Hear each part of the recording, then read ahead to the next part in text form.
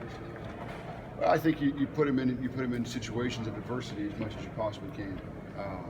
We give them as much as we can early on in camp, and kind of let's see.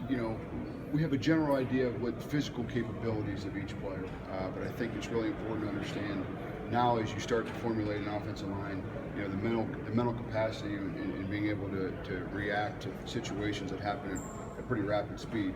So for us, it's really to throw as much as we possibly can at them and kind of see, what happens and what people will work best next to what people.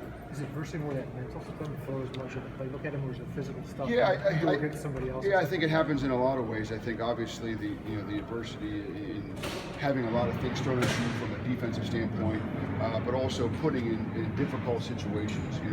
Who is able to do things at a really high rate and function at a really high rate when they're really tired.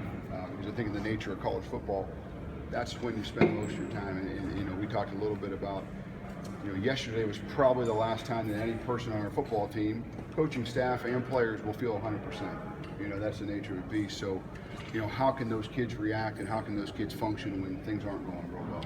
With Julian Good-Jones, how do you feel like he's been able to digest everything that you've thrown at him, and just kind of moving to that center position, which is a little bit new for him? Yeah, Julian's a very intelligent young man, so he's adapted quite well. I think again, we try our best to teach offensive line here with a holistic approach to how we do things. So, I think he knows what we're asking him to do. He knows the positions of all the offensive line, but he's a very bright kid, a very intelligent kid.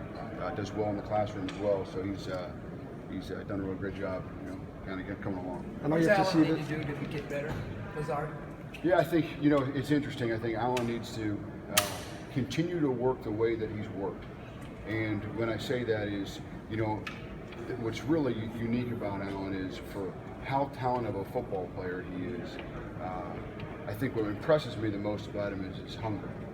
And when you ask the kid to run around a specific way, he's tedious about how those things are going to come about. And, so for us, I think he needs to continue to just be coached, and being asked to do some more things and being asked to put some different situations and run some different routes that maybe he's run before. But I think you guys all know he's an explosive wide receiver.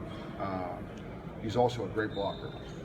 So it's kind of hard, I think, for him now. It's come to that point where how do I perfect my craft? Not just it's hard to say, hey, he's really bad at this, because that's not really true.